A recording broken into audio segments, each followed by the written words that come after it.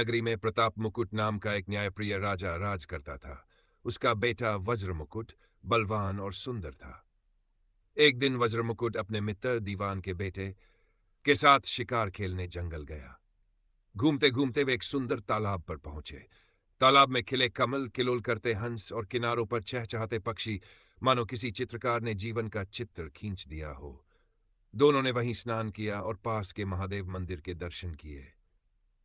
घोड़े बाहर बांधकर जैसे ही वे लौटे, दृश्य बदल चुका था। तालाब के किनारे कर्नाटक देश की राजकुमारी अपनी सखियों के साथ स्नान कर रही थी।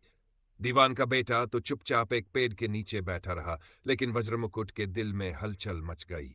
राजकुमारी ने भी उसकी ओर देखा और मुस्कुरा दी। जाते जाते उसने अपने जूड़े से कमल निकाला, पहले कान से लगाया, फिर दांतों से कुतरा, पैरों तले दबाया और अंत में उसे छाती से लगाकर चली गई। वज्रमुकुट ने यह सब देखा और प्रेम में पागल हो उठा। उसने मित्र से कहा, मैं इस कन्या के बिना नहीं रह सकता, पर मैं उसका नाम तक नहीं जानता। दीवान का बेटा हंसा और बोला, मित्र, उसने सब कुछ बता दिया है। कान से फूल लगाया, वह कर्नाटक की रहने वाली है। दांत से कुतरा, वह धनबाद राजा की बेटी है। पाव से दबाया, उसका नाम पद्मावती है। छाती से लगाया, तुम उसके हृदय में बस चुके हो। वज्रमुकुट ये सुनकर खिल उठा। दोनों मित्र कर्नाटक की ओर चल पड़े और कई दिन बाद वहां पहुंच गए। वहां उन्हें एक बुढ़िया मिली जो कभी पद्मावती की धाय थी। बुढ़िया के घर में वे ठहर गए। वज्रमुकुट ने उसे धन देकर कहा कि राजकुमारी को संदेश पहुंचा दे। अगले दिन जब बुढ़िया ने संदेश सुनाया, पद्मावती क्रोधित हो गई। उसने चंदन लगे हाथ से बुढ़िया के गाल पर तमाचा जड़ दिया और कहा, मेरे घर से निकल जाओ। बुढ़िया लौटकर यह हाल सुनाने लगी, पर दीवान का बेटा हंसा। मित्र, घबराओ मत, उसने 10 चांदनी रातों का संकेत दिया है, उसके बाद वह तुमसे मिलेगी। 10 दिन बाद फिर संदेश भेजा गया। इस बार राजकुमारी ने केसर में 3 उंगलियां डुबोकर बुढ़िया के चेहरे पर लगाई।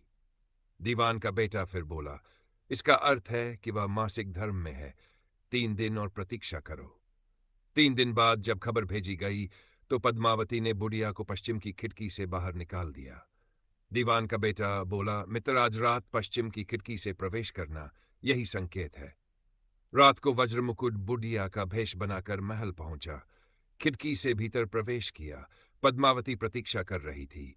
दोनों ने एक दूसरे को देखा और रात भर प्रेम में डूबे रहे। कई दिन ऐसे ही बीत गए। एक दिन वज्रमुकुट को अपने मित्र की याद आई।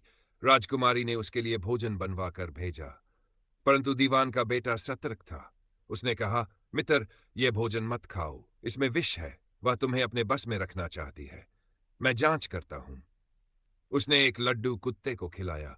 कुत्ता तुरंत मर गया। वज्रमुकुट को गहरा धक्का लगा। उसने ठान लिया कि वह अब राजकुमारी के पास नहीं जाएगा, पर दीवान का बेटा बोला, नहीं मित्र, अब हमें उपाय से काम लेना होगा। आज रात तुम उसके शरीर पर त्रिशूल का निशान बनाकर उसके गहने लेकर आना। वज्रमुकुट ने वैसा ही किया। फिर दीवान का बेटा योगी का भेष धरकर श्मशान में जा बैठा। गहने बेचने गया वज्रमुकुट पकड़ा गया और गुरु भेषधारी दीवान का बेट को भी राजा के दरबार में लाया गया। योगी ने कहा, महाराज, मैंने डाकिनी को पकड़ा, उसके गहने उतारे और उसकी बाईं जांघ पर त्रिशूल का निशान बनाया है। राजा ने जाकर देखा, वास्तव में पद्मावती की जांघ पर वही निशान था। राजा का हृदय टूट गया। उसने धर्मशास्त्र का पालन करते हुए उसे देश निकाला दे दिया। राजकुमार और दीवान का बेटा उसे जंगल से उठा लाए और अपने नगर में ले जाकर आनंद से रहने लगे।